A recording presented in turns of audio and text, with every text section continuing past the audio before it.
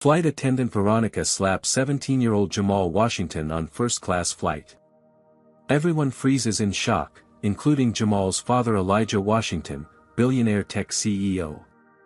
Plane suddenly stops on tarmac. Security guards storm in. Jamal's bleeding lip. Father's terrifying calm. Before I dive into this shocking story, where are you watching from today? Hit that like and subscribe button if you've ever witnessed discrimination while traveling. The truth behind what happens at 30,000 feet when privilege and prejudice collide will leave you speechless. The morning began like any other for the Washington family, though ordinary for them looked different than for most. Elijah Washington, founder and CEO of Quantum Innovations, had built a tech empire worth $23 billion from nothing. At 48, he carried himself with the poised confidence of someone accustomed to commanding rooms and closing deals that changed industries. Today, however, his attention focused solely on his son and their journey to San Francisco. "Jamal, we need to leave in 10 minutes, Elijah called up the curved staircase of their Boston mansion. His voice echoed against marble floors and museum-quality art pieces that chronicled Black excellence throughout history. 17-year-old Jamal Washington stood in his bedroom, staring at his reflection in the full-length mirror. Harvard acceptance letter on his desk. Perfect SAT scores. National Merit Scholar. Yet the face looking back at him seemed disconnected from these accomplishments. He adjusted his designer blazer and sighed. "Coming," he answered, grabbing his backpack filled not with the tech conference materials his father had provided but with music composition notebooks and headphones. In the sleek black Maybach headed toward Logan International Airport, tension filled the space between father and son. "This conference is important, Jamal. You'll meet people who can mentor you when you start at Harvard next fall."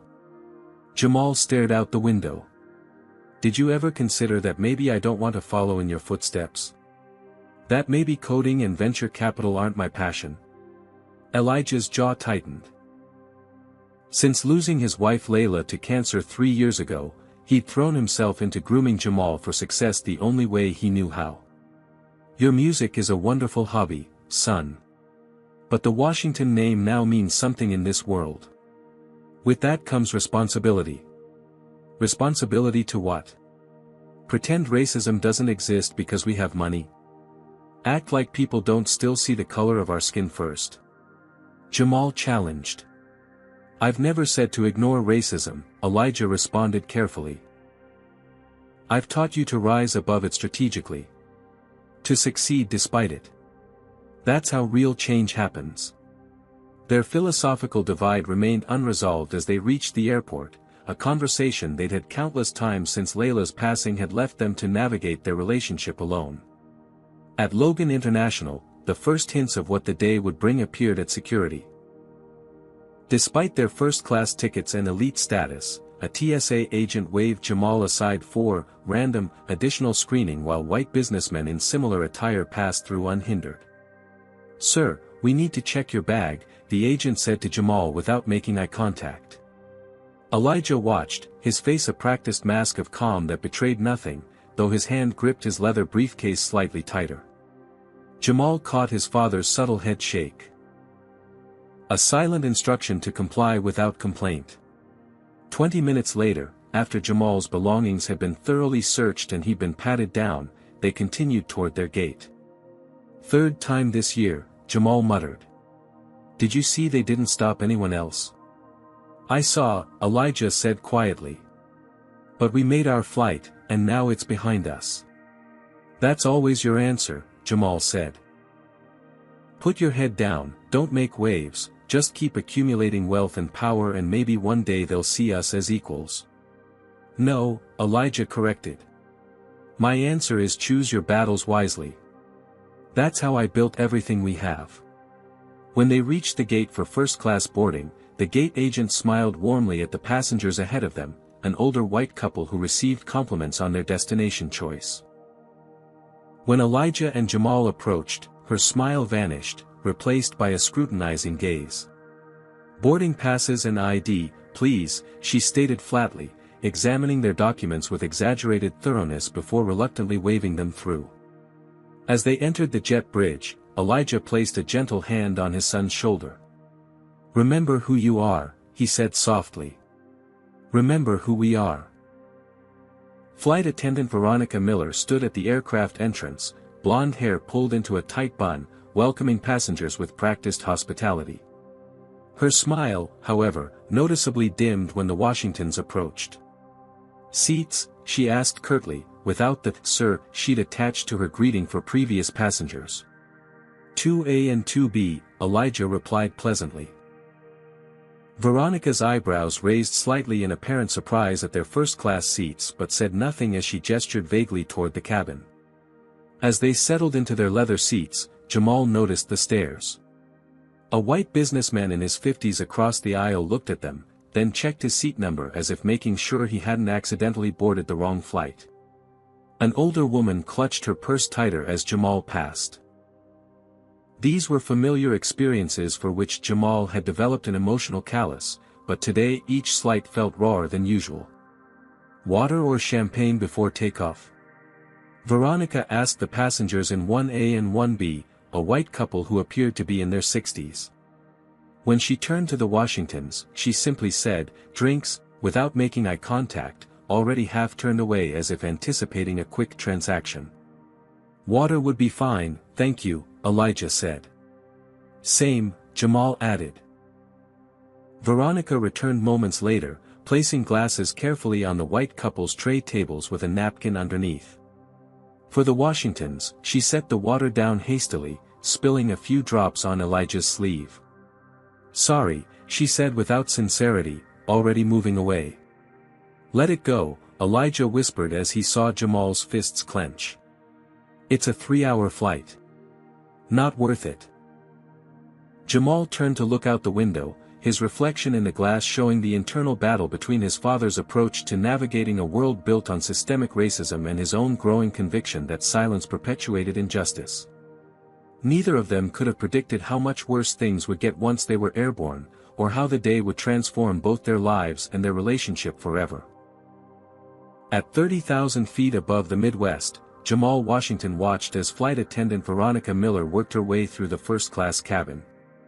She offered warm towels to each passenger, exchanging pleasant conversation with everyone she served. Everyone except the Washingtons. When she reached their row, she wordlessly dropped the towels on their tray tables and continued on without meeting their eyes. Elijah Washington merely unfolded his towel and wiped his hands as if nothing were amiss, but Jamal felt his temperature rising. "Did you see that?" he whispered to his father. "Focus on why we're going to San Francisco," Elijah replied, opening his laptop. "I need your thoughts on the presentation slides before tomorrow." An hour into the flight, Veronica pushed the beverage cart down the aisle, taking drink orders. Her smile was radiant as she chatted with the passengers in the first row. "How's your daughter enjoying Princeton?" she asked the white businessman in 1A, clearly remembering details from their boarding conversation. When she reached the Washingtons, her demeanor shifted entirely. "Drinks?" she asked flatly. "I'll have cranberry juice, please," Jamal said. "Orange juice," Elijah requested. Veronica served the passenger across the aisle first, carefully pouring his requested scotch and adding a small bowl of warmed nuts she hadn't offered to the Washingtons.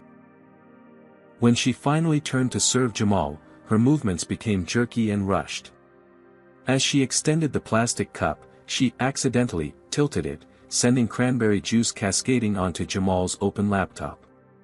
"Oh," she exclaimed with exaggerated surprise that didn't reach her eyes. No apology followed. Jamal jumped up as the liquid seeped between his keyboard keys, the screen already flickering. The laptop contained months of music compositions he'd been working on. "What the hell?" he exclaimed, grabbing for napkins. Veronica tossed a handful of cocktail napkins his way without a word and continued serving drinks as if nothing significant had happened. The laptop, a $3,500 machine, sputtered and died. "That was deliberate," Jamal hissed to his father. "You saw it." Elijah's expression remained impassive, but a muscle twitched in his jaw. "We'll get you a new computer in San Francisco." "That's not the point," Jamal said, loud enough that several passengers turned to look. "All my work was on there." "She did that on purpose, and you're just going to let it slide?" The incident triggered memories Jamal couldn't suppress. Last year at Westlake Preparatory Academy, where he was one of only 12 black students, he'd scored perfect marks on an advanced calculus exam. His teacher had accused him of cheating, unable to believe he could legitimately outperform his white peers. Despite his impeccable academic record, Jamal had been forced to retake the test under supervision while his white classmates' identical scores went unquestioned. Then there was the time police had stopped him while he was driving his father's Tesla. The officers had approached with hands on their weapons, demanding to know whose car he was really driving. Only his father's remote video intervention through the car's security system had de-escalated the situation. Through each incident, Elijah had advised patience, strategic responses, documentation, never confrontation. "Pick your battles," he always said. "Build power first, then use it wisely." But sitting on this plane with sticky juice destroying his creative work while the perpetrator served drinks with impunity just rows away, Jamal felt his father's approach failing him. The accumulated weight of 1,000 indignities pressed on his chest. Across the aisle, a black man in his 40s observed the scene with growing concern. Andre Coleman, executive vice president at a Fortune 500 company, recognized the dynamics at play immediately. He'd experienced similar treatment countless times despite his expensive suit and executive status. He caught Elijah's eye and gave a subtle nod of solidarity. 2 rows behind them, Sophia Chen, a 32-year-old Asian-American tech entrepreneur, had witnessed everything. She discreetly positioned her phone to record Veronica's interactions with various passengers, documenting the stark difference in treatment. Meanwhile, from seat 3C, Bradley Pierce, a middle-aged white man with an investment banking pedigree, made little effort to hide his disdain. "Looks like someone's affirmative action ticket isn't buying the service they expected," he muttered to his seatmate, just loud enough for Jamal to hear. Elijah placed a restraining hand on his son's arm as Jamal started to turn around. "Not now," he whispered. "Not here." "When then, Dad?" Jamal challenged, keeping his voice low but intense. "At what point is enough enough? When we reach some magical level of success where racism suddenly disappears? You're literally one of the richest men in America, and look how they're treating us." Elijah leaned close to his son's ear. "I've requested to speak with the captain after we reach cruising altitude. Trust me, son. There are effective ways to address this that won't end with us being removed from the flight or worse." Jamal slumped back in his seat, unconvinced. His father had arranged a brief conversation with Captain Richard Sullivan during a bathroom break, but Jamal had observed the dismissive way the captain had listened to his father's concerns about their treatment. "I'm sure there's been a misunderstanding," the captain had said. "Veronica is one of our most experienced flight attendants. I'll speak with her, but I'm certain she's providing standard service to all passengers." The captain's response had been so predictable that Jamal could have written the script himself. Another authority figure closing ranks, another system protecting its own while gaslighting those who dared to question their treatment. As Veronica continued her passive-aggressive service throughout the cabin, the divide between father and son widened. Elijah's practiced restraint versus Jamal's raw indignation represented not just 2 temperaments but 2 generations' approaches to confronting racism, one shaped by hard-learned caution, the other fueled by an urgent demand for immediate justice. Neither could have anticipated how dramatically those philosophies would be tested before they reached their destination. Have you ever witnessed a moment when someone's true character is revealed in an instant? The kind of moment that separates those who stand up for what's right from those who look away. Comment, number 1, if you believe silence in the face of discrimination makes you complicit. Hit like if you've ever had to choose between speaking up or staying safe. Let's see how Jamal's choice unfolds when pushed to his breaking point. 90 minutes into the flight, Jamal Washington felt his chest tightening. The familiar constriction in his airways signaled the onset of an asthma attack, not severe yet, but concerning enough that he needed his medication. The stress from the laptop incident and ongoing hostile treatment had likely triggered it. "Dad," he whispered to Elijah, "I need my inhaler from my backpack." Elijah immediately pressed the call button above his seat. After several minutes with no response, he pressed it again. Across the aisle, Bradley Pierce received immediate attention when his button lit up moments later. Finally, after the third attempt, Veronica approached their seats with visible reluctance. "Yes?" she asked, addressing the space between them rather than either Washington directly. "My son needs his medication from the overhead compartment," Elijah explained calmly. "Could you please assist us or allow him to retrieve his bag?" Veronica glanced at Jamal, who was now taking measured breaths to control his increasingly labored breathing. "We're experiencing turbulence," she stated flatly, despite the fact that the seatbelt sign was off and the flight was perfectly smooth. "No one should be out of their seats right now." As if to contradict her statement, two white passengers from the middle section of first class stood up and walked to the bathroom without Veronica saying a word. "As you can see," Elijah pointed out with strained patience, "other passengers are moving about the cabin. My son needs his asthma medication. It's a medical necessity." "I'll return when it's safe," Veronica replied, walking away without further acknowledgement. 10 minutes passed. Jamal's breathing became more labored, his inhales now producing a slight wheeze audible to his father. Elijah pressed the call button again, his composed facade beginning to crack. A different flight attendant appeared this time, a younger woman named Taylor who seemed confused when Elijah explained the situation. "I don't understand why this would be an issue," she said. "Let me get your bag down for you." Before she could help, Veronica materialized beside her, whispering something that made Taylor's expression change. Taylor retreated with an apologetic glance, and Veronica once again stated that no one was permitted out of their seats. Across the aisle, Andre Coleman had observed enough. "Excuse me," he interjected, "but that young man clearly needs medical attention. There's no turbulence, and you've allowed other passengers to move freely." "Sir, please mind your own business," Veronica snapped, her veneer of professionalism slipping. Jamal's condition was worsening. His breathing became more audible, and a sheen of sweat appeared on his forehead as he struggled to maintain normal oxygen levels. "This is ridiculous," Elijah finally said, his voice taking on an edge that Jamal rarely heard. "My son needs his medication now. Either provide assistance immediately, or I will get it myself." "You need to control yourself, sir," Veronica responded, her emphasis on "sir" dripping with sarcasm. "If you can't follow crew instructions, we'll have other issues to address." The implied threat hung in the air.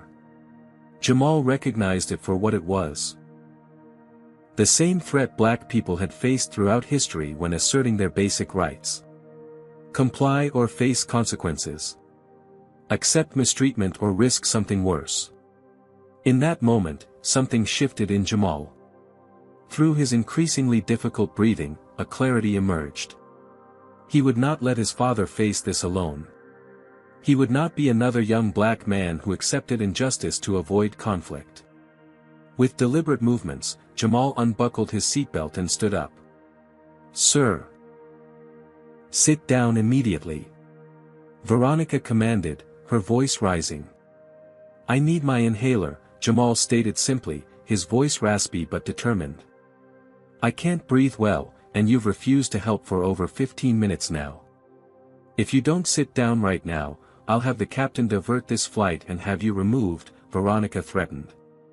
Sophia Chen, still recording discreetly, captured the entire exchange. Bradley Pierce and several other passengers watched with varying expressions. Some concerned, others seemingly entertained by the confrontation. "I'm getting my medication," Jamal insisted, taking a step toward the overhead bin. What happened next occurred so quickly that passengers would later give conflicting accounts. Veronica stepped into Jamal's path and placed her hands on his chest, pushing him backward with surprising force. As Jamal stumbled slightly, instinctively raising his hands in a non-threatening gesture to maintain balance, Veronica's right hand swung upward and connected with his face in a resounding slap that snapped his head to the side. The sound echoed through the suddenly silent cabin. A trickle of blood appeared at the corner of Jamal's lip where Veronica's ring had cut him. He stood frozen, his hand rising slowly to touch the spot in disbelief. The entire first-class cabin went still. Even breathing seemed too loud in the shocked silence that followed. Elijah Washington rose to his full height, his expression transforming into something that made Veronica take an involuntary step backward. There was no anger visible on his face, something far more terrifying had replaced it. The cold, calculating look of a man who had built and destroyed billion-dollar companies, who had overcome systemic barriers through sheer force of will, who had just watched his child being assaulted. Without a word, he reached over and pressed the call button once, deliberately. Seconds later, the plane's intercom crackled to life. "Ladies and gentlemen, this is your captain speaking. We're experiencing a situation that requires us to return to the gate. Please remain seated with your seatbelts fastened. We'll provide more information shortly." The aircraft, which had been cruising smoothly toward San Francisco, banked in a gentle turn. Within minutes, they could feel the descent beginning as the plane headed back to the airport it had departed from less than 2 hours earlier.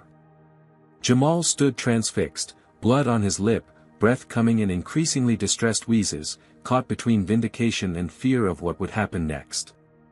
"Sit down, son," Elijah said quietly, helping Jamal back to his seat.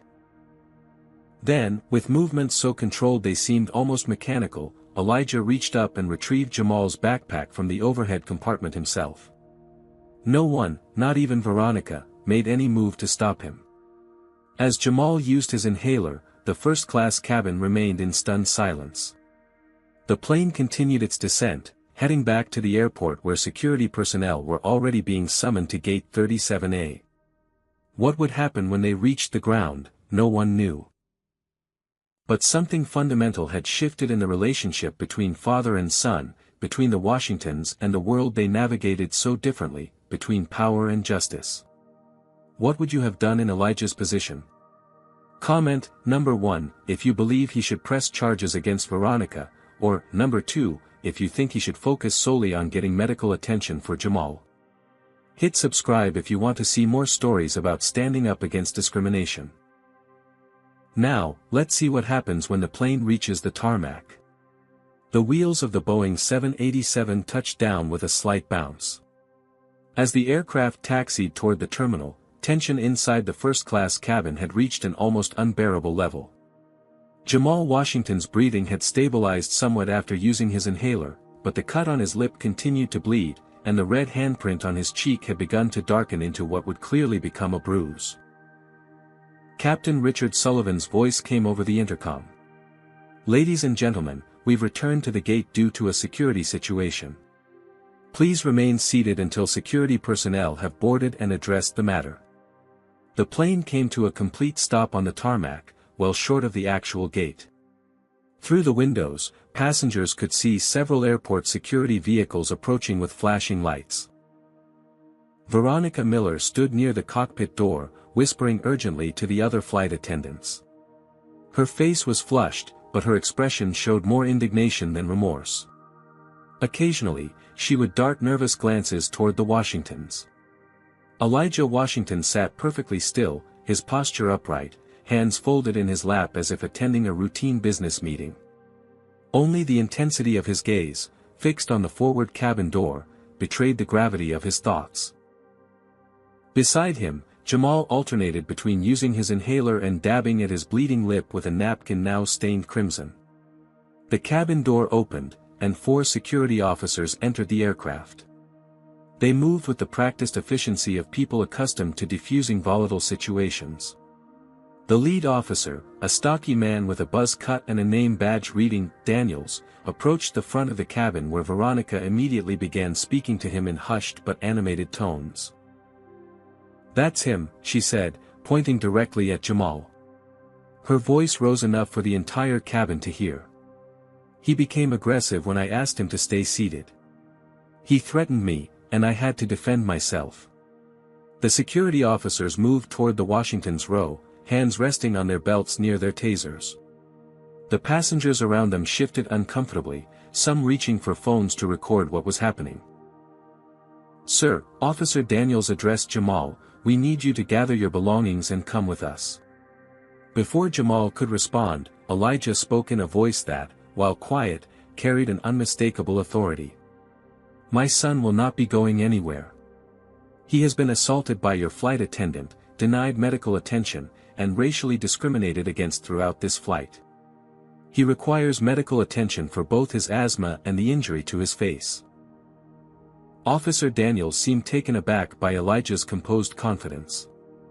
"Sir, we have a report of a passenger becoming violent. I recorded everything," Sophia Chen interrupted from her seat, holding up her phone. "The young man never threatened anyone. The flight attendant hit him when he tried to get his asthma medication after she repeatedly refused to help."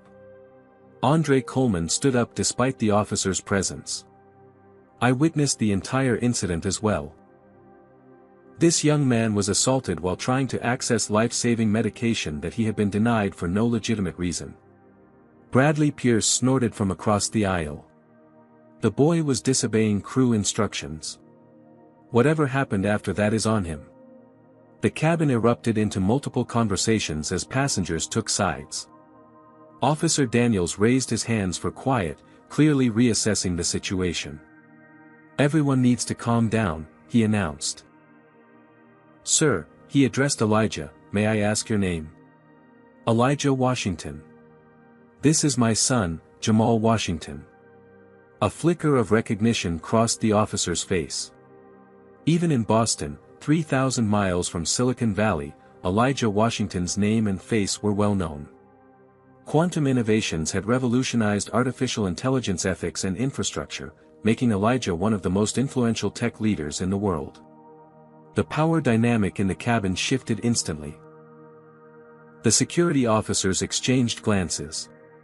Veronica's face paled as she seemed to realize for the first time exactly who she had been mistreating. "Mr. Washington," Officer Daniels said, his tone noticeably more respectful, "perhaps we could discuss this situation more privately." "There will be nothing private about this incident," Elijah stated firmly. "My 17-year-old son has been physically assaulted in full view of dozens of witnesses. He needs medical attention immediately, not an interrogation." As if on cue, Jamal experienced another constriction in his breathing, using his inhaler again with visible distress. The captain emerged from the cockpit, assessing the scene with evident alarm. Behind him appeared a man in an airline management uniform who quickly grasped the potential PR catastrophe unfolding. "Mr.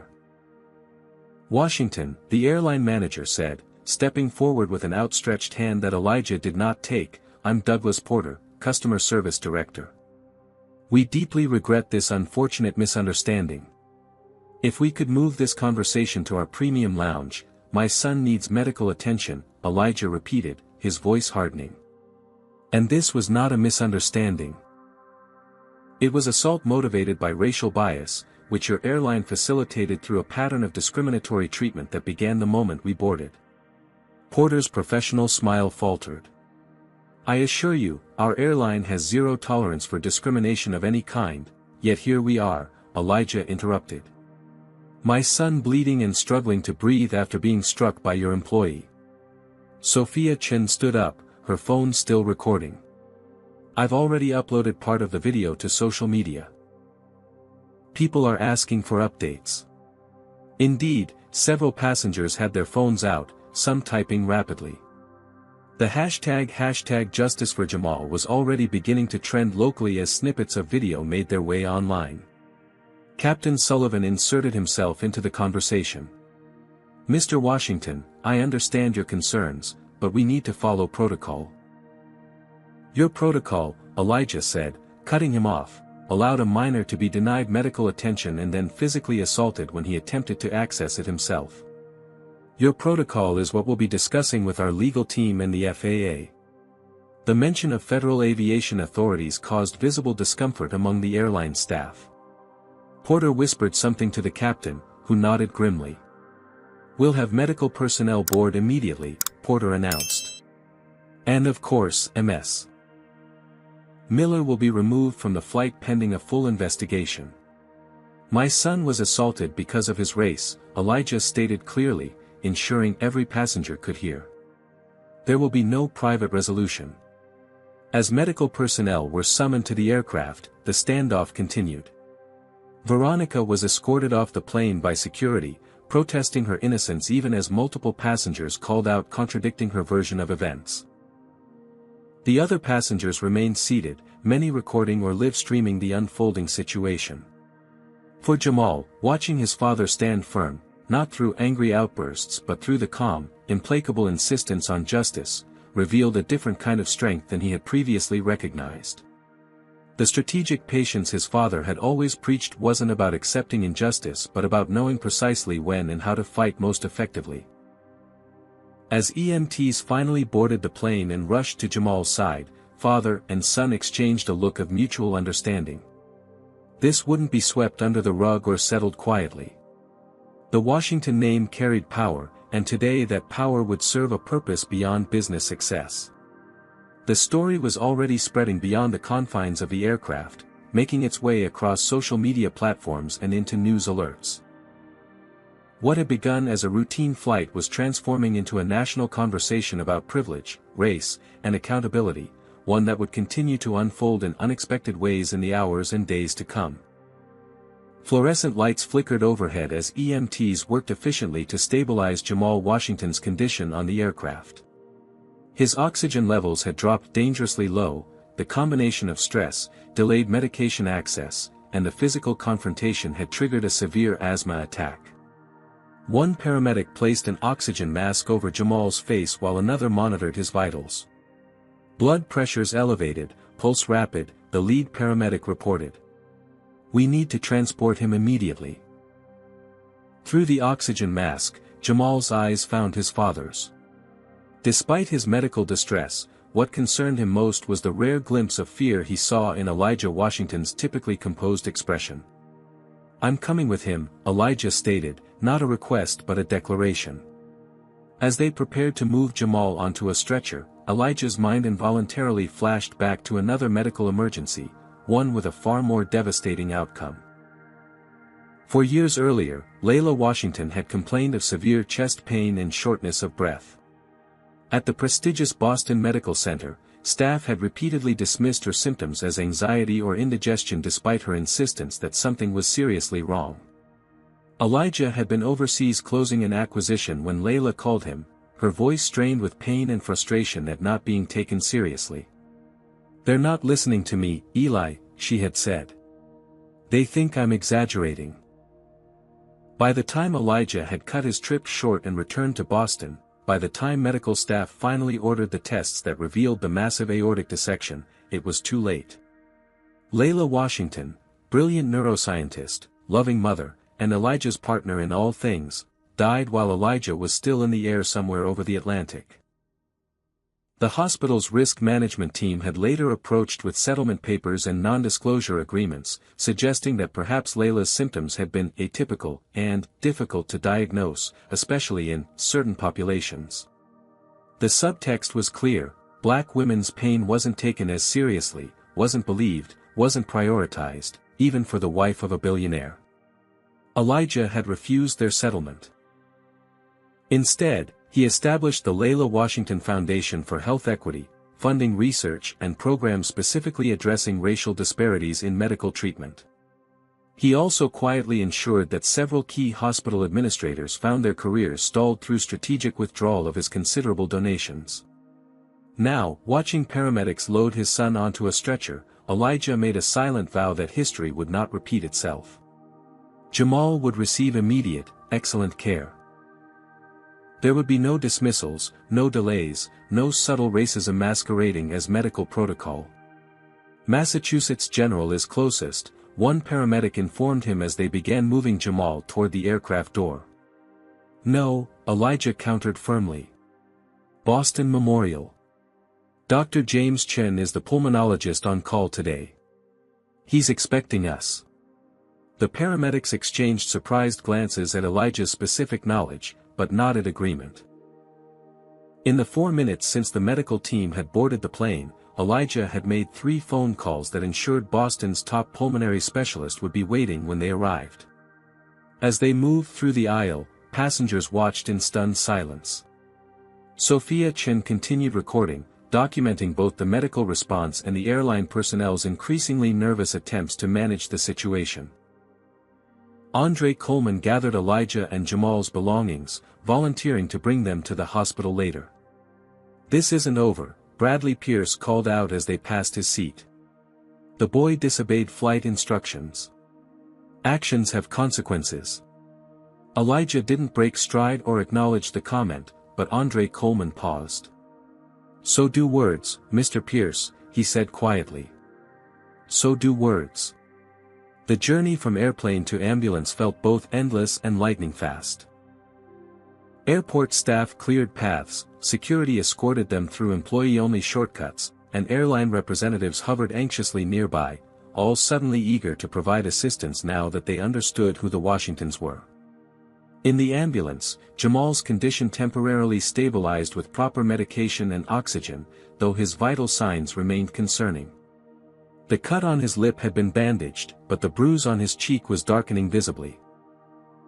Elijah held his son's hand, projecting calm confidence while internally mapping out the legal, media, and business responses that would follow this incident. When they arrived at Boston Memorial Hospital, Dr. James Chen was indeed waiting at the emergency entrance with a team of specialists. Unlike the dismissive treatment Layla had received, the medical response for Jamal was immediate, thorough, and respectful. "Mr. Washington," Dr. Chen greeted Elijah with professional urgency. "We've prepared a treatment room. I've reviewed Jamal's medical history and have a pulmonary team standing by." As they wheeled Jamal into the treatment area, a nurse attempted to direct Elijah to the waiting room. "Sir, if you could wait, I'm staying with my son," Elijah stated in a tone that left no room for discussion. The hospital staff quickly adapted, bringing him a chair near Jamal's bed while they worked. Through it all, Jamal observed his father's methodical approach even in crisis. No shouting, no threats, just the calm deployment of influence, resources, and determination to ensure his son received proper care. It was the same strategic patience Elijah had always advocated, but now Jamal saw it not as avoidance of conflict but as a different kind of power. Outside the hospital, news vans had already begun to gather. The video of Veronica slapping Jamal had gone viral, amplified by passengers' social media posts and picked up by major news outlets. #JusticeForJamal was trending nationally, with commentary ranging from outrage to predictable attempts to justify the flight attendants' actions. Inside Jamal's hospital room, Dr. Chen delivered his assessment. "The acute asthma attack has been controlled, but we're concerned about the delay in treatment and the physical and emotional stress factors. We'll need to keep him overnight for observation." Elijah nodded. "Whatever he needs, doctor." When the medical team stepped out briefly, Jamal removed his oxygen mask momentarily. "Dad," he said, his voice hoarse, "I'm sorry about the conference." Elijah looked at his son with surprise. "You have nothing to apologize for, Jamal. But your keynote speech is nowhere near as important as you." Elijah squeezed his son's hand.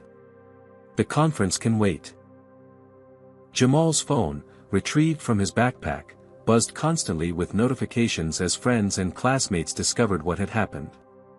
Elijah's phone similarly lit up with messages from board members, investors, and business associates, some expressing concern, others worried about potential impacts on quantum innovation's stock price and public image. One message in particular caught Elijah's attention, an official statement from National Airways posted to their social media accounts.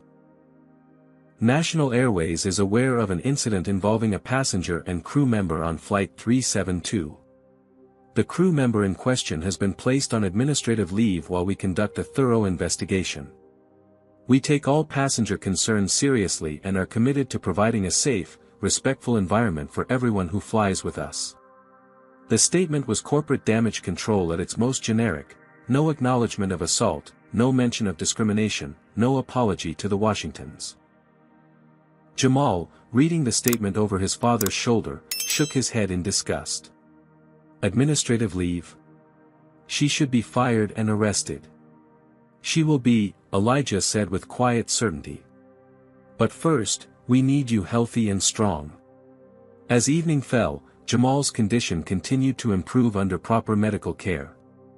His room had been moved to a private suite in the hospital's VIP wing, with security posted outside at Elijah's request.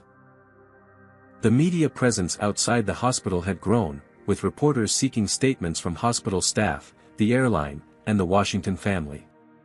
Tech conference organizers had reached out multiple times, offering to reschedule Elijah's keynote or arrange for a virtual presentation. The subtext was clear: they desperately wanted to avoid losing their highest-profile speaker and the attention he would bring to their event. Through it all, something profound was shifting between father and son. In the quiet moments between medical checks and phone calls, they began a conversation that had been years in the making.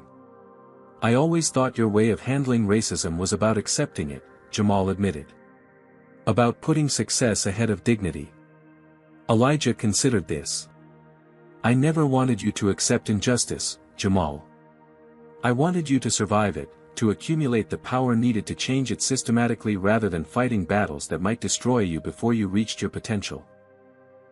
Like Mom would have been destroyed if she'd fought back every time."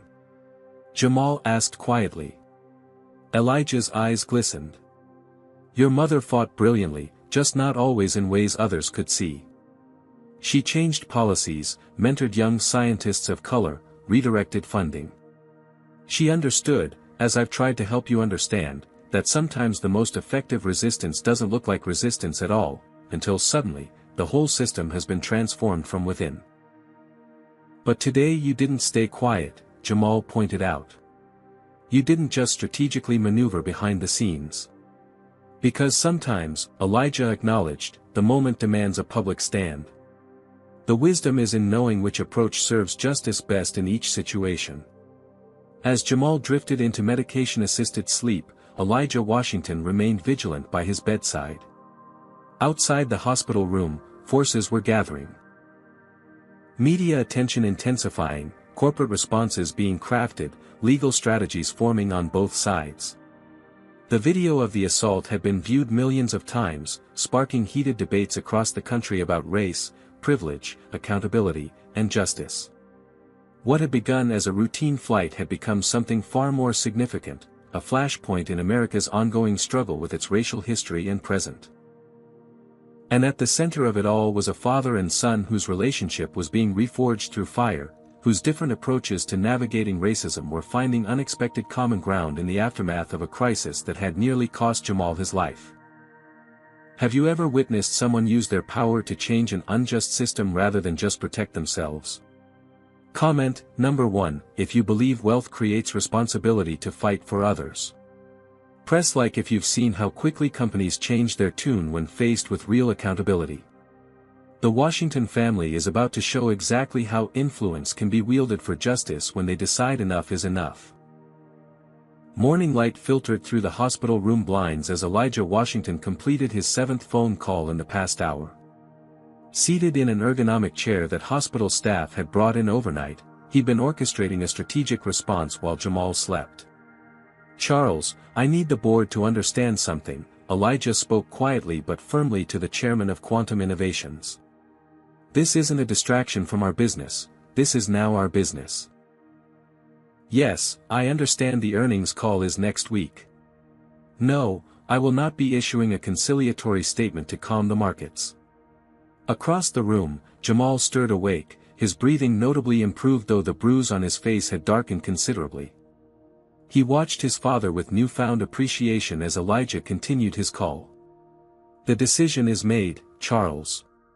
Either the board backs me unanimously, or I'll call an emergency shareholder meeting. We both know how that will end." Elijah ended the call and turned to his son. "How are you feeling this morning?" "Better," Jamal replied, sitting up carefully. "What's happening out there?" Elijah handed him a tablet displaying multiple news sites, all featuring the incident. National Airways stock had dropped 11% in pre-market trading. The video of Veronica slapping Jamal had been viewed 23 million times overnight. "You've been busy," Jamal observed, noticing his father's meticulously organized notes and a series of completed calls marked on his digital schedule. "I've assembled a team," Elijah confirmed. "Sharon Taylor will be leading our legal response." Jamal's eyebrows rose. Sharon Taylor was the nation's most prominent civil rights attorney, famous for winning landmark discrimination cases against major corporations. "This isn't just about us anymore, is it?" Jamal asked. "It never was," Elijah replied. "But now we have the nation's attention, which means we have leverage to create real change." A soft knock at the door interrupted them. Dr. Chen entered with morning rounds, accompanied by the hospital administrator, an unusual presence that signaled the high-profile nature of their patient. "Jamal's recovery is progressing excellently," Dr. Chen reported after examination. "His lung function has returned to near normal levels, though I'd recommend another 24 hours of observation given the severity of yesterday's attack." "Whatever's necessary for his complete recovery," Elijah agreed. After the medical team departed, Elijah's phone rang again. He checked the screen and answered with deliberate formality. "Mr. Porter. I was wondering when National Airways would make this call." He put the phone on speaker so Jamal could hear. "Mr. Washington," Douglas Porter's voice carried the strained politeness of a man under extreme pressure.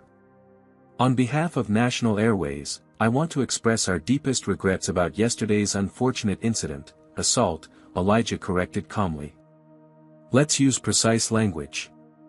Your employee assaulted my 17-year-old son after denying him access to life-saving medication." A pause. "Yes, well, we take this matter very seriously. We'd like to offer." "I'm not interested in what you'd like to offer," Elijah interrupted. "Ms. Taylor, my attorney, will be contacting your legal department within the hour with our requirements." "Requirements?" Porter's voice tightened. "For addressing this systematically, not just individually. Veronica Miller's termination is merely the beginning.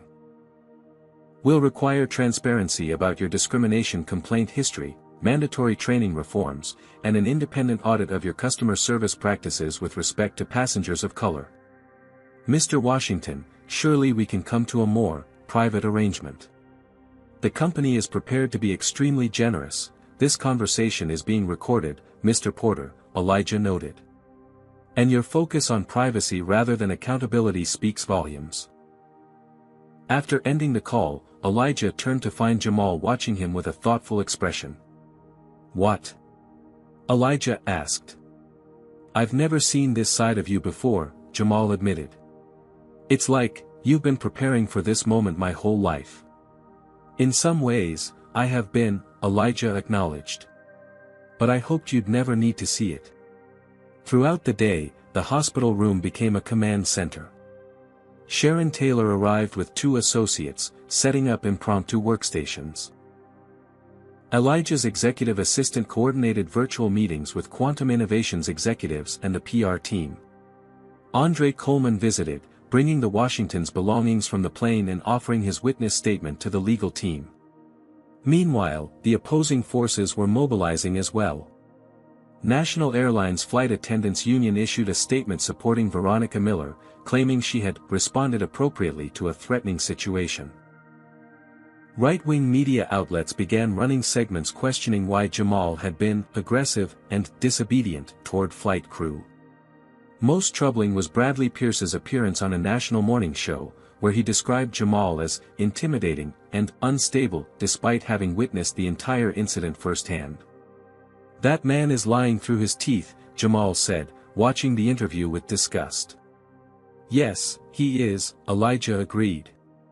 "And we'll address that too." Sharon Taylor's team had been conducting background research, uncovering troubling patterns.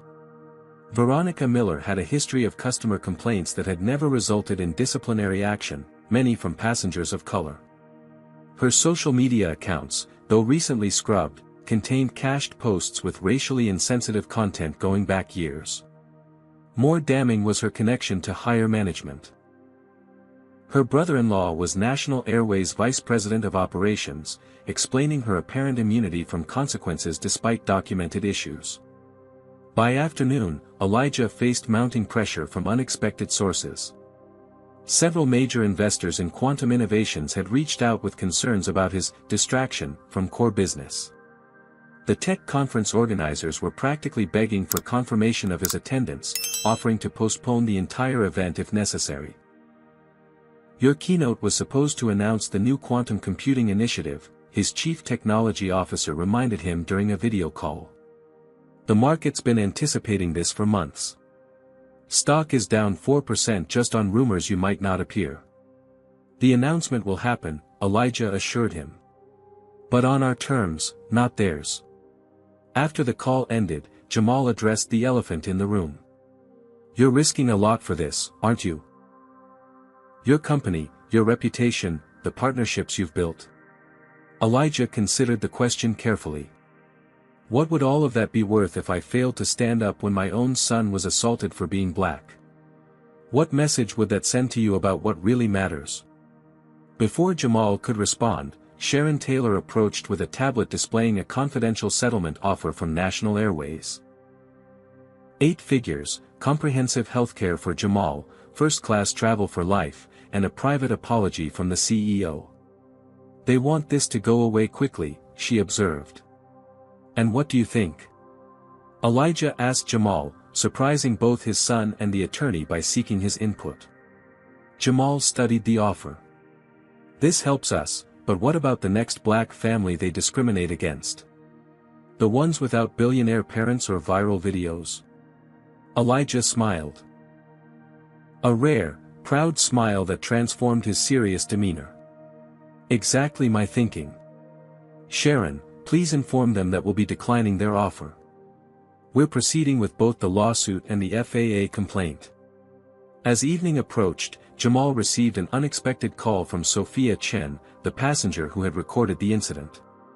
They're trying to buy my silence, she told him. A National Airways representative just offered me lifetime platinum status and travel vouchers if I'll sign an NDA and delete the video. What did you tell them? Jamal asked. I told them I'd already backed up the video in multiple locations and that I believe in accountability more than free flights, she replied. Also, I started a support group for other passengers who witnessed the incident. Several are willing to testify if needed.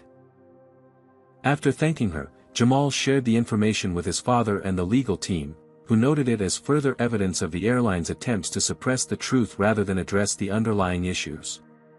As visiting hours ended, most of the impromptu staff departed, leaving father and son alone in the quieting hospital room. Outside, a small group of supporters had gathered, holding signs with supportive messages and the now viral hashtag Justice for Jamal. Dad, Jamal said as they watched the evening news coverage of their situation, when Mom died, did you fight the hospital like this? Elijah's expression softened at the mention of Layla. Not like this, he admitted. I fought them systematically, behind the scenes. I established the foundation in her name, redirected funding, changed policies.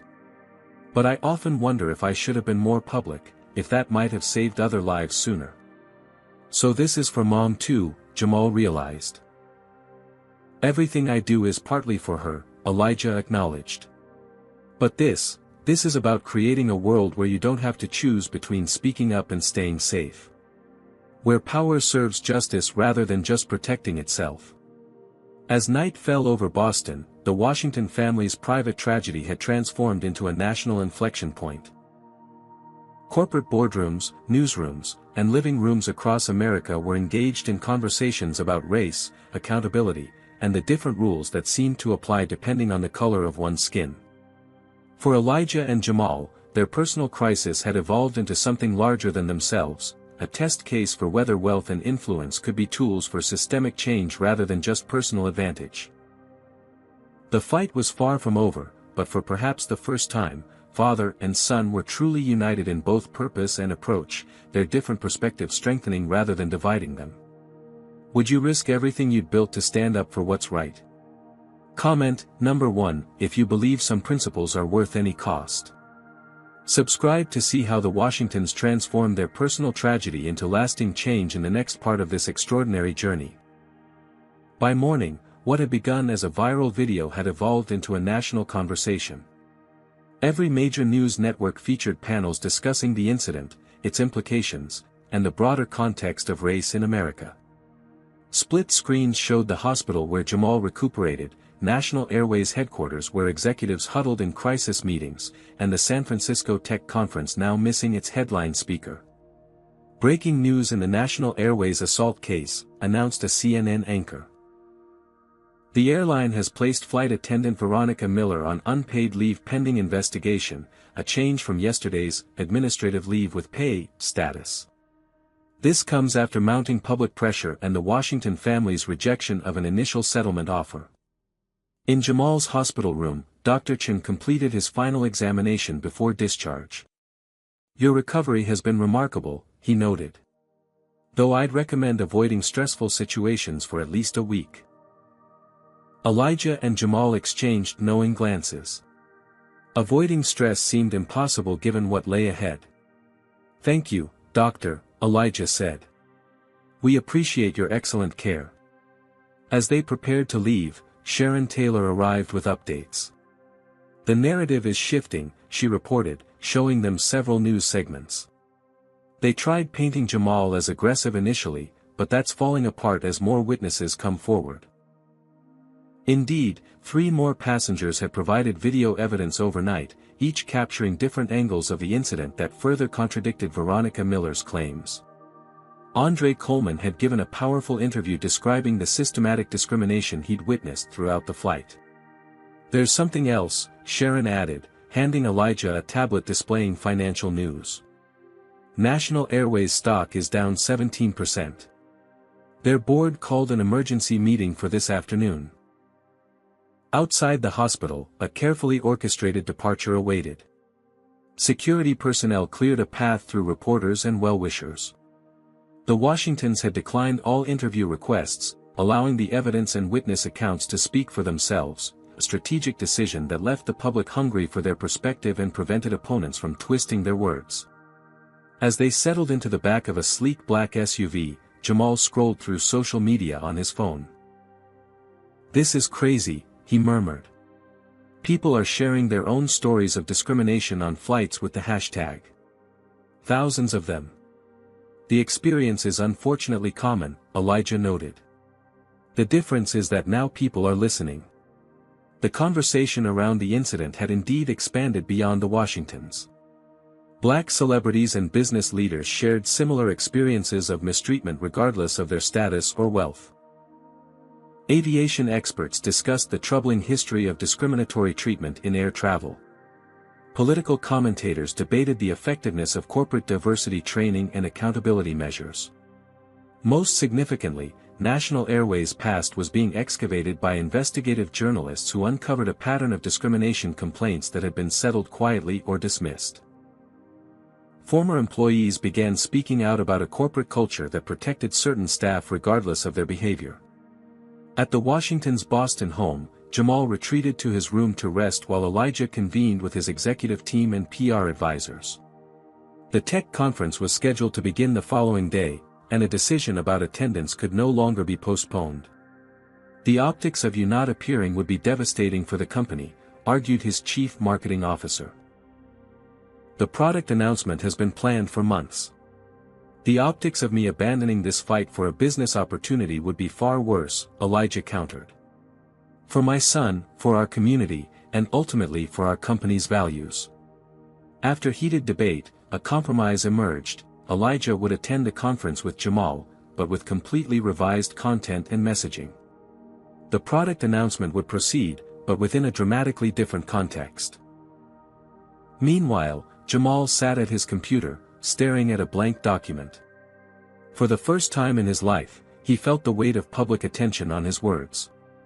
After several false starts, he began typing a statement for his social media accounts. "Yesterday, I experienced something that too many people face without cameras recording or influential parents to protect them. What happened to me wasn't exceptional, it was just exceptionally visible. I'm grateful for the support, but more importantly, I'm committed to ensuring this moment leads to real change for everyone who boards a plane expecting dignity and receives discrimination instead. This isn't about one flight attendant or one airline. It's about systems that protect some at the expense of others. He continued writing, finding his voice strengthening with each paragraph. By the time he finished, he had crafted a thoughtful statement that transcended the specific incident to address the broader issues at play. Before posting, he showed it to his father. Elijah read it carefully, then looked at his son with newfound respect. "This is powerful, Jamal. Measured yet uncompromising. Your mother would be incredibly proud." With his father's approval, Jamal posted the statement. Within hours, it had been shared hundreds of thousands of times, endorsed by civil rights leaders, celebrities, and fellow students. What might have been dismissed as teenage anger had instead emerged as a clarion call for accountability that resonated across generations. By evening, National Airways' damage control efforts were crumbling. A former flight attendant who had worked with Veronica Miller appeared on MSNBC, describing a pattern of discriminatory behavior that had been reported multiple times but never addressed. She produced emails showing that complaints had been systematically buried by management. It wasn't just Veronica, the whistleblower explained. It was the entire system that protected her and others like her. When passengers of color complained, their concerns were classified as low priority or subjective perception issues in our internal tracking system. As these revelations spread, National Airways CEO finally appeared on camera, looking haggard and defensive. "We take these allegations very seriously," he stated, a corporate platitude that rang hollow given the mounting evidence to the contrary. "We are conducting a thorough review of our policies and procedures." The statement satisfied no one. Boycott calls intensified. Partner airlines began distancing themselves. Corporate clients publicly reconsidered their travel contracts. That night, as Elijah and Jamal prepared for their flight to San Francisco the following morning, on a competitor airline, they watched the unfolding coverage together. "They still don't get it," Jamal observed. "They're treating this like a PR problem, not a human dignity problem." "Most organizations react that way initially," Elijah explained. "They try to manage perception rather than address reality. But sometimes the pressure becomes too great to maintain the facade." His words proved prophetic. Just before midnight, National Airways issued a new statement announcing Veronica Miller's termination, the resignation of the Vice President of Operations, her brother-in-law, and an independent review of the company's discrimination complaint procedures. It was a significant retreat from their initial position, but still focused on individual actors rather than systemic issues. The Washington's legal team released a brief response. "This represents a step toward accountability but falls short of the systematic changes required. The litigation will proceed." As they packed for San Francisco, Jamal noticed his father including his music composition notebooks alongside the conference materials. "What are those for?" he asked, surprised. "I thought you might want them," Elijah replied. "I've been thinking about what you said regarding your passion for music." "But the conference is important," Elijah acknowledged. "But so is your voice, in whatever form it takes." The following morning, as they boarded their flight to San Francisco, passengers and crew recognized them immediately. The flight attendants provided impeccable, respectful service. Fellow travelers offered supportive nods or words of encouragement. What struck Jamal most, however, was how his father had transformed overnight from a tech billionaire navigating racism through strategic accommodation to a public champion for accountability. The change wasn't in Elijah's values or beliefs, those had always centered on justice, but in his willingness to deploy his power openly rather than behind the scenes. As the plane took off, father and son discussed their approach to the conference ahead. What had been planned as a straightforward business presentation would now serve as a platform for something far more significant. The tech world, and indeed the nation, waited to hear what Elijah Washington would say when he took the stage. Neither man could have predicted how their words would resonate, or how a violent moment on an airplane would catalyze changes far beyond one company or industry. But both understood that they had been given a rare opportunity to transform personal trauma into public good, and they were determined not to waste it. The San Francisco Convention Center hummed with anticipation. What should have been a routine tech conference had transformed into something entirely different, with media trucks lining the streets outside and security personnel stationed throughout the venue. The main auditorium, designed to hold 3,000 people, was filled to capacity an hour before Elijah Washington's scheduled keynote. Backstage, Elijah reviewed his completely revised presentation one final time. The original slides showcasing quantum innovation's breakthrough in ethical AI systems remained, but they now served a different narrative, one that connected technological advancement with human dignity and justice. Beside him, Jamal adjusted his tie nervously. The decision to include him in the presentation had been made just hours earlier, after intense discussion about the potential impact versus the additional public scrutiny it would bring. "You don't have to do this," Elijah reminded his son. "No one would blame you for staying backstage." Jamal shook his head. "I need to do this. Not just for us, but for everyone watching who's ever been silenced." The bruise on Jamal's face had faded somewhat but remained visible, a physical reminder of what had transpired on that flight. They had decided against concealing it with makeup, understanding its powerful visual testimony. "5 minutes, Mr.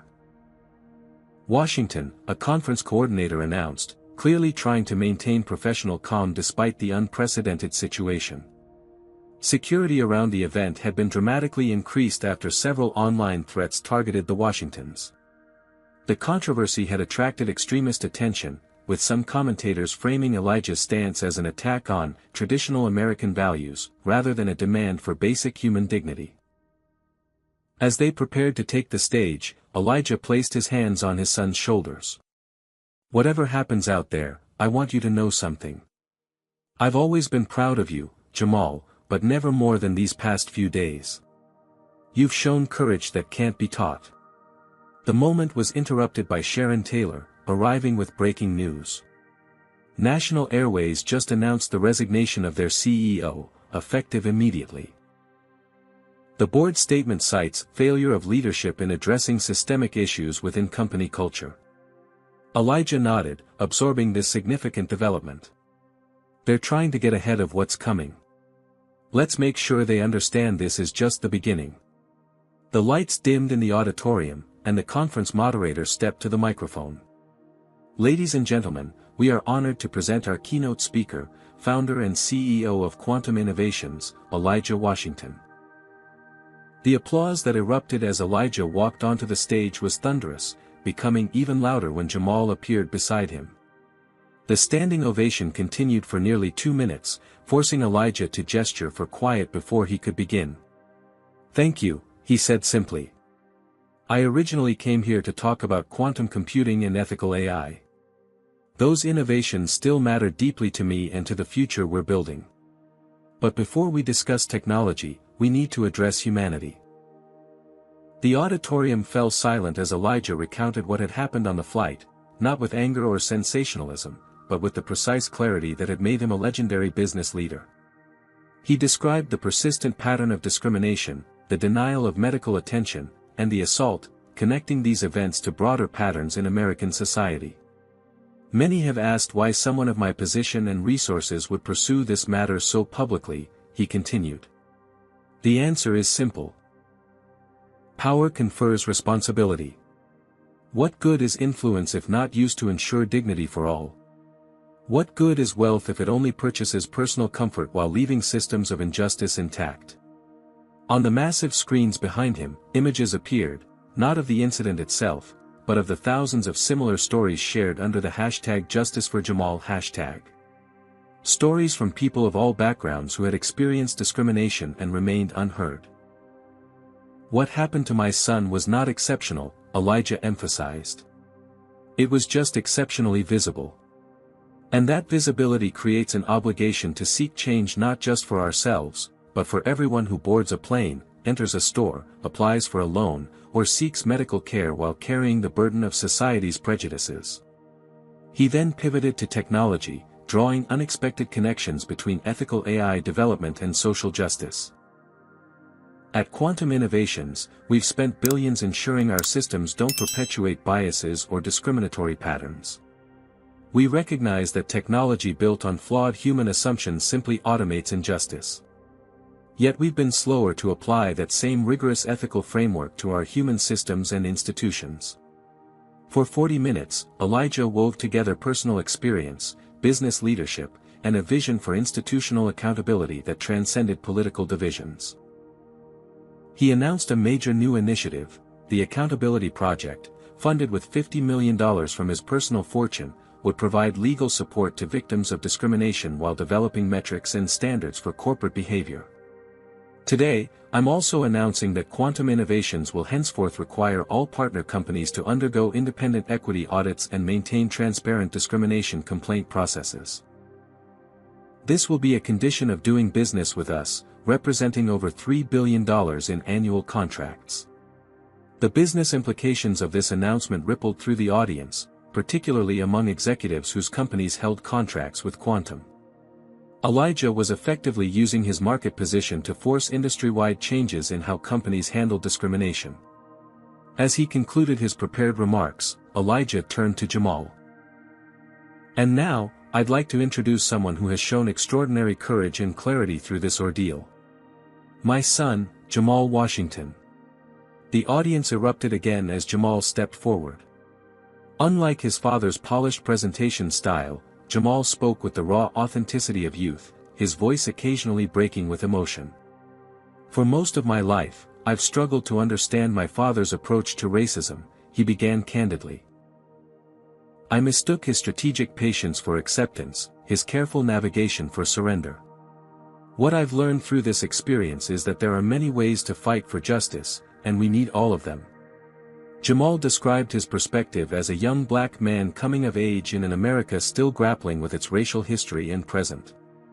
He spoke about the daily calculations of how to respond to microaggressions, when to speak up, when to document, when to channel anger into productive action. Then, in an unplanned moment that would later be described as the emotional center of the entire conference, Jamal asked for a keyboard to be brought on stage. Music has always been my refuge and my voice, he explained, sitting at the instrument. With my father's blessing, I'd like to share something I composed during my hospital stay. What followed was a 3-minute composition that began with discordant tension and evolved into a complex, harmonious resolution. A musical journey that reflected their experience without requiring words.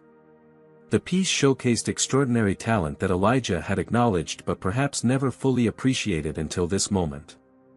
When Jamal finished playing, the silence lasted several seconds before the audience rose in another standing ovation. Elijah, visibly moved, embraced his son center stage, a powerful image of intergenerational unity that would appear on front pages across the country the following day. During the question and answer session that followed, a technology reporter asked about National Airways' latest response to the situation. Just minutes ago, she said, the airline's board chairman issued a statement apologizing unreservedly for the incident and announcing major policy changes, including mandatory bias training, transparent complaint tracking, and the creation of a customer advocacy office with independent oversight. Those are positive steps, Elijah acknowledged. But the true test will be sustained commitment rather than crisis response. Our legal team will be monitoring implementation closely. Another question came from a young black software engineer, Mr. Washington, what would you say to those of us trying to navigate these systems without your level of resources and influence? Elijah considered this thoughtfully. First, I'd acknowledge that my position allows me options that many don't have. That's precisely why those with privilege must use it to change systems, not just protect themselves. Second, I'd encourage strategic alliance building. The witnesses who recorded the incident, the former employees who came forward, these acts of solidarity create collective power. As the session concluded, the conference organizer announced an unprecedented schedule change. The remaining presentations would be restructured around themes of accountability, inclusion, and ethical leadership in technology. Several major companies had already requested speaking slots to announce their own policy initiatives in response to the Washington family's stand. Backstage after the presentation, Elijah and Jamal were met by Sharon Taylor with news that the airline's CEO had personally reached out requesting a meeting. "He's offering a comprehensive settlement that includes everything we asked for, including the independent audit and structural changes," she reported. "Plus a substantial contribution to the accountability project." "They blinked," Jamal observed. "They calculated," Elijah corrected. "The cost of fighting has become greater than the cost of changing." As they discussed next steps, a message arrived from Sophia Chen. The support group of flight witnesses had grown to include several National Airways employees who wanted to share information about other incidents and cover-ups. The machinery of accountability was now in motion, extending far beyond one flight attendant or one incident. What had begun as a personal trauma was evolving into a case study in how power, when properly deployed, could transform institutions rather than just extract individual concessions. For Jamal, watching his father navigate these complex negotiations with both principle and pragmatism provided a masterclass in effective advocacy. The same strategic patience he had once mistaken for passivity now revealed itself as a sophisticated approach to creating lasting change rather than momentary satisfaction. For Elijah, his son's moral clarity and artistic voice represented something he had almost overlooked in his focus on traditional measures of success. In Jamal's music and public statements, he recognized echoes of Layla's compassionate brilliance, a legacy continuing in unexpected and beautiful ways. As evening fell over San Francisco, their joint appearance had accomplished something neither could have achieved alone, bridging generational approaches to fighting injustice while demonstrating the power of unified purpose. The conversation they had started would continue long after the conference ended, rippling through corporate boardrooms, policy discussions, and dinner tables across America. 6 months later, Jamal Washington stood in the bustling quad of Berklee College of Music, autumn leaves swirling around his feet as he chatted with classmates between classes. His decision to pursue music composition rather than follow the expected path to Harvard had initially shocked many in his father's circle, but Elijah's unwavering support had silenced the critics. "Jamal, did you see the news?" called out his roommate, Luis, jogging across the lawn with phone in hand. "They just announced the verdict in the Miller case." Jamal took the phone, reading the breaking news alert. Former National Airways flight attendant Veronica Miller found guilty of misdemeanor assault and civil rights violations in Washington case. Sentencing scheduled for next month. The criminal charges had been just one thread in the complex tapestry of accountability that had unfolded since that day on the airplane. The Washington Foundation for Accountability and Equity, now fully operational with offices in 5 cities, had helped bring 27 similar cases against various airlines, resulting in industry-wide policy overhauls. "Your dad's going to be pleased," Luis commented. "It was never about punishing one person," Jamal replied, handing back the phone. "It was about changing the system that protected her and others like her." Later that afternoon, during his weekly video call with Elijah, Jamal shared news about his latest composition being selected for the Winter Showcase. Elijah, speaking from Quantum Innovation's headquarters in Boston, beamed with genuine pride. "That's wonderful, son. I've already blocked the dates on my calendar." The relationship between father and son had transformed profoundly. Where once there had been tension over different approaches to navigating racism, there was now mutual respect for their complementary strengths. Elijah had come to appreciate Jamal's moral clarity and artistic voice, while Jamal had developed deeper understanding of his father's strategic approaches to systemic change. "Have you seen the latest compliance report from National Airways?" Elijah asked. I glanced at it. 94% implementation of the required changes, right? With independent verification, Elijah confirmed. The anonymous reporting system has already identified 3 other employees with patterns of discriminatory behavior. They're being addressed through the new progressive discipline protocol we helped design. Their settlement with National Airways had gone far beyond financial compensation. The Washington Foundation maintained oversight of the airline's transformation efforts, with quarterly public reporting requirements and binding consequences for missed benchmarks. Most significantly, the agreement had established an industry-wide standard that other airlines were now adopting voluntarily to avoid similar scrutiny. Andre Coleman called yesterday, Elijah mentioned. The executive inclusion initiative he's leading at his company has been remarkably effective. 10 major corporations have adopted the framework. Andre had become a key ally in their work, leveraging his corporate influence to advance equity initiatives from within existing power structures. Similarly, Sophia Chen had developed a technological solution for documenting and reporting discrimination incidents that was being implemented across multiple industries. How's the music program expansion going? Elijah inquired, referring to the foundation they'd established at Jamal's former high school to provide arts education for underserved students. We just approved funding for 10 more schools, Jamal replied enthusiastically. The pilot program showed a 30% improvement in overall academic performance among participants. Art creates change beyond the canvas. This project had been Jamal's brainchild. Using his experience and platform to ensure other young black artists had opportunities he'd almost missed while being pushed toward more practical careers. It represented the perfect synthesis of his father's strategic resource deployment and his own passionate belief in creative expression as a path to both personal and social transformation. As they concluded their call, Elijah mentioned an upcoming flight to New York for a United Nations panel on corporate accountability. National Airways actually reached out specifically to request my business, he noted with subtle irony. Are you going to fly with them? Jamal asked curiously. I am, Elijah confirmed. Their transformation deserves recognition. Accountability isn't just about punishment, it's about acknowledging positive change when it occurs.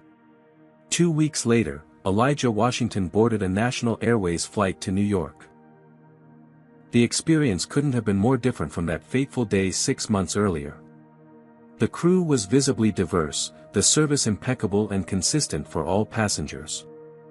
The airline had implemented comprehensive training, revised hiring practices, and established clear accountability processes that were already being studied as industry best practices. As he settled into his first-class seat, a young black flight attendant approached. Mr. Washington, she said quietly. I just wanted to thank you personally. Because of the changes you fought for, I'm now part of the airline's mentorship program for underrepresented employees. You and Jamal made this industry better for all of us. Elijah nodded in acknowledgement, thinking about how a moment of injustice had catalyzed transformation far beyond what he could have engineered through his usual behind-the-scenes influence. Sometimes, he realized, public stands were necessary to create the pressure required for genuine change. When the flight landed at JFK, Elijah found himself reflecting on the true nature of power. For years, he had accumulated wealth and influence as protection against the racism he couldn't eliminate. He had taught Jamal to navigate systems rather than confront them directly. But what had happened on that tarmac 6 months ago had changed his understanding of how power could, and should, be used. The crisis had forced both father and son to reconsider their approaches. Elijah had embraced more direct confrontation of injustice, while Jamal had learned the value of strategic patience and systematic reform. Together, they had become more effective than either could have been alone. At his hotel that evening, Elijah received a video message from Jamal, a recording of his latest composition, titled Tarmac. The piece beautifully captured their journey from confrontation through crisis to resolution, telling their story through music in ways words never could. As the final notes faded, Elijah felt a profound sense of peace. He had built quantum innovations to create technology that would change the world, but his most important contribution might ultimately be the example he and Jamal had set in turning personal trauma into collective progress. The incident that began with a slap on an airplane had rippled outward to touch countless lives, from airline employees empowered to report discrimination without fear, to passengers who now experienced more equitable treatment, to corporations implementing meaningful accountability measures rather than empty diversity statements. And most importantly, it had transformed a father and son's relationship, allowing each to see the other more fully and appreciate the different but complementary ways they approached the struggle for justice. Elijah's strategic patience and Jamal's moral clarity had combined to create something more powerful than either approach alone. What happened on that tarmac had frozen more than just a plane. It had created a moment of reckoning that forced uncomfortable but necessary conversations across America about who is protected, who is punished, and why. From that frozen moment had come movement, progress, and the kind of change that outlasts news cycles and trending hashtags. For Elijah and Jamal Washington, the journey had been both painfully personal and profoundly public.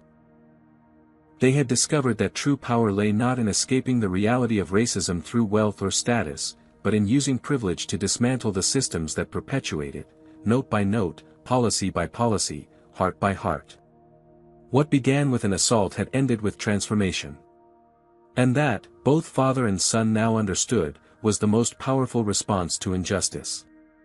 Have you ever witnessed a moment of injustice that led to unexpected positive change?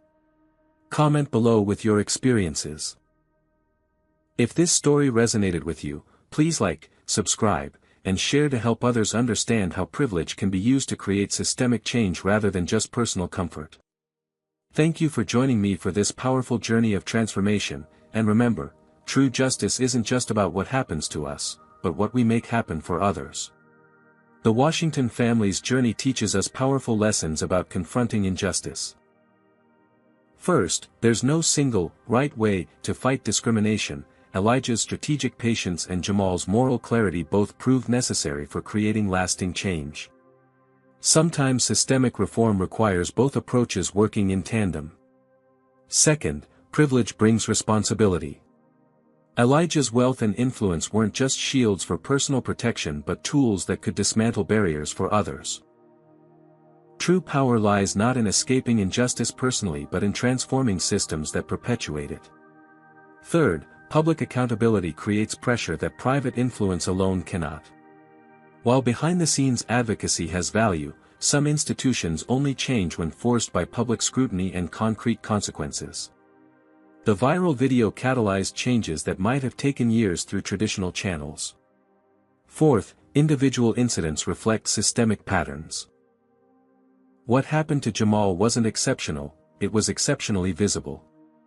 The thousands who shared similar stories under hashtag Justice for Jamal demonstrated how racism persists regardless of class or achievement.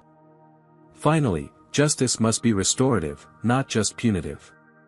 The Washingtons focused not merely on Veronica's punishment but on transforming airline policies, creating reporting systems, and establishing industry standards that would protect future travelers. Their approach recognized that true justice creates safer spaces for everyone, turning moments of trauma into catalysts for collective progress. Have you ever witnessed discrimination that made you question whether to speak up or stay silent? Comment below about a time you had to choose between confrontation or strategic patience. If this story resonated with you, please hit that like button to help others find it. Subscribe for more powerful narratives about overcoming injustice, and share this video with someone who might need courage to stand up against discrimination in their own life. Thank you for listening to this journey of transformation. Remember, in the fight for equality, we need both the wisdom to know when to wait and the courage to know when to act.